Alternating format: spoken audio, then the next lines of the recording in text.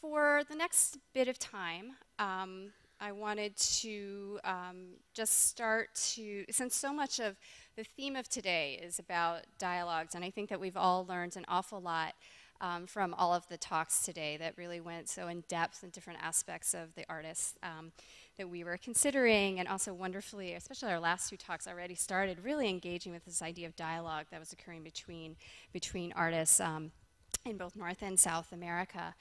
So I thought I would just start, and we would all start by talking about some of the commonalities and some of the themes, and also discuss some of the differences, of course, that also emerged. And I thought that it would be nice to start by actually going back to a formal issue that seemed to really be a theme throughout most of the talks, and that is about the formal issue of space and how these artists today were really, and Brenda of course brought it up very directly with Albers and Monica's talk literally about architectural space, and it's just very interesting to me to see how space can take on a whole range of different meanings, ranging from political significance to perceptual ideas, to even spiritual spaces as well, that I think some of Ferren, Marshall didn't really talk about that, but I think some of Ferren's pieces deal with that. And also literally how they're dealing with nature or the spaces of nature and responding to that. So I just thought I would open that up and see, you know, if you guys wanted to comment on that and maybe point to maybe some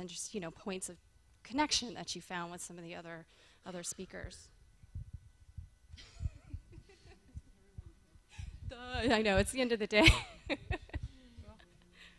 I found it very interesting studying the 1930s, as I did for a long time, that there were a number of remarkable constructions that people seemed to make, and you have a number of them in the show, or the constructed canvases, say, of Shaw, and they all crop up around 1936 to 1940. I mean, Gertrude Green's construction is there, and so on and so forth. And then I was also puzzled by the fact that they seemed to just terminate around 1942. And I thought of it as, well, it was just an episode in American art. But I think today's presentations and my time with Biederman have made me think that that was the beginning of something, the beginning of a consideration of walking away and away from traditional painting and considering color and space in constructions and also in architecture. So it's really solved the problem of long-standing, like 40 years in my mind, and encouraged me to look more broadly than just American art.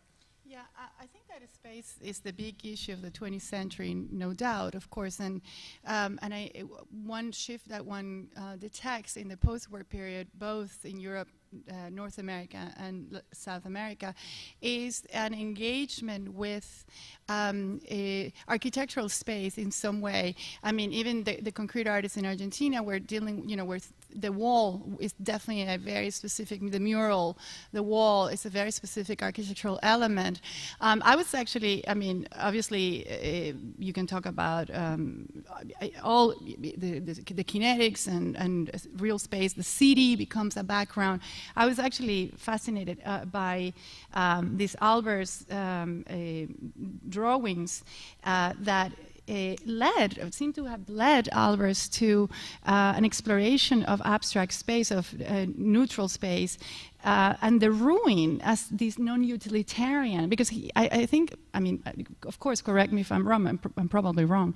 Albers seemed to have had to deal with functionalist horizon while he was at the Bauhaus, as the Bauhaus was interested in functionality. And the ruins are this non-functional, this, you know, space that seemed to have like jump-started this fascination with the space, abstract space, and just like structurally, from a structural point of view. So I think that there are I mean, architecture, I think, is certainly architectural space as a city becomes, you know, more of a specific horizon to investigate, you know. One of the things that that I found most interesting with regard to space is that it really kind of transcends chronology in a lot of ways. I mean, Brenda, when you were showing those works by Albers, you know, I couldn't get that the image out of my mind of the late Al Held paintings, those black and white paintings. And certainly, Susan, when you were showing the Biederman pieces and talking about how he really intended the audience to move around the piece and see it from many different angles, what immediately came to mind were these Cesar Paternoster paintings from the late 60s, where he painted on the edges of the canvas and really required the viewer to see them from many different angles. So that was something that I found interesting, this commonality. Yeah, no, I was just going to say that, I'm going to do the wrong thing again here. That, of course, Albers had been very aware of space from the Bauhaus because it was an architecture school, and it always puzzled me somewhat that he never seemed to have ambitions as an architect. But he did sometimes write about it, and in one sort of quotable quote to a friend of his who was building a house in Germany in their 30s, he said, "Keep it empty." He said, "The best room is the empty room." So he was very interested in empty spaces. But I think what you say is very interesting, and how he viewed those spaces, of course, and I think you're completely right, because he had no interest in the meaning of those buildings really, or who the people were. They didn't have a deep interest in sort of the archaeological value, but more on the actual appearance. And I think that physical experience of the space was really important, and was what really kind of transformed his work. It led him to think diagrammatically about the space, like the incompleteness of walls, the sort of hollow space next to walls, kind of dynamic interplay of void and space and fullness that seems to have. It really is jump-started a different, maybe a more structural concern. I don't know. Yeah. Yeah.